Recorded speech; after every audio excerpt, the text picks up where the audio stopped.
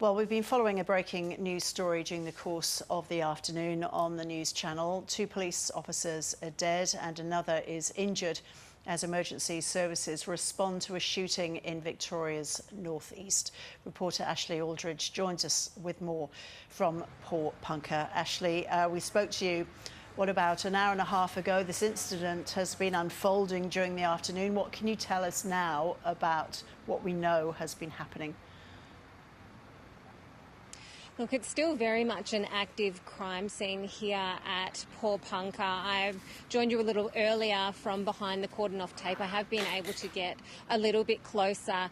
I'm not sure if you can hear in the background, the helicopter is still overhead in the paddock behind me. We have seen it come up over us a few times, and we can see police out the side looking out of that helicopter, but they have returned to the paddock behind us where they are just going back and forth in lines at a very slow pace, quite low to the ground, looking for this alleged shooter who we understand is still on the run. As you mentioned, this all unfolded a little earlier today when we learnt that 2 police officers had been killed and another injured. I arrived here on the scene at around 1 o'clock, and when I got here there was a very heavy police presence that has sort of petered off in the past hour. There are still quite a few officers here. If I step to the side, I'm not sure if you can see behind me, but there are quite a few emergency services vehicles and police on foot, but things have certainly quietened down. We did see a number of police vehicles leave the area with their lights on around an hour ago. We are yet to receive an update from police, but we do understand that they attended this property this morning to execute a search warrant, and that is when this incident has unfolded. How far away is the property from where you are there, Ashlee, at the paddock? It's a rural property. We understand it's near the foot of Mount Buffalo, so I'm on a roundabout on the Great Alpine Road. The road that goes to Mount Buffalo is just behind me. We haven't been able to get any closer. To the left of me is a caravan park. Now we understand that the visitors and the residents at that caravan park have been told to lock their cars and to stay indoors at the moment.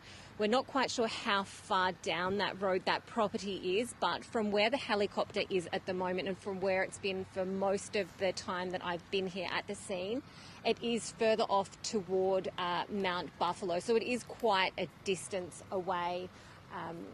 We did see a heavily armoured vehicle, police vehicle, go in about an hour ago, and it was accompanied by a number of other police vehicles.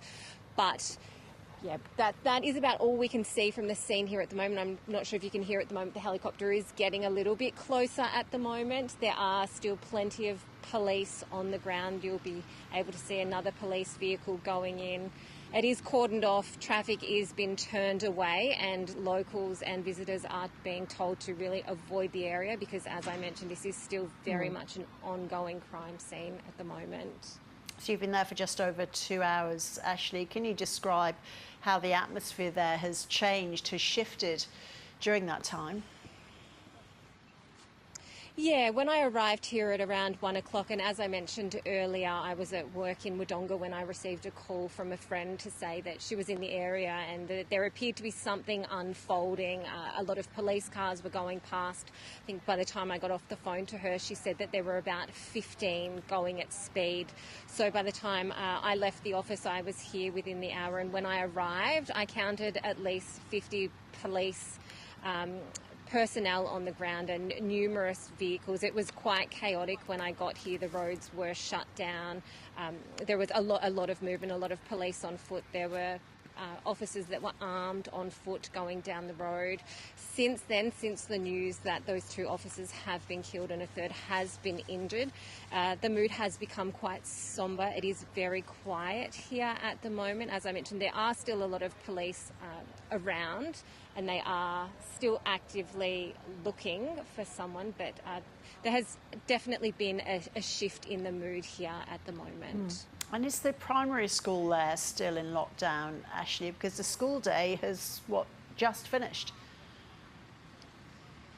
Yes, we understand that there has been no word on when that lockdown will finish. I can see the primary school from where I am standing at the moment across the road. It has been locked down for most of the day, as you mentioned. The local high school as well, we understand, was also placed into lockdown, and we do believe we are expecting to hear from the principal soon, but we do believe that that is still the case. We also know that the local council offices were also shut down, as were the local amenities that council looks after, including the library, were also shut down while this incident unfolded. We also heard from a local was down here a bit earlier, and she said that she had been in town and someone had mentioned that this was had unfolded, so she wanted to come down and see for herself. She's lived here in Paul-Punka for a very long time, she said, and she was in, I think her words were, she was shocked and in disbelief that something like this has unfolded here in this town, because it is a very, very small town. There is one main street with the pub and the local store,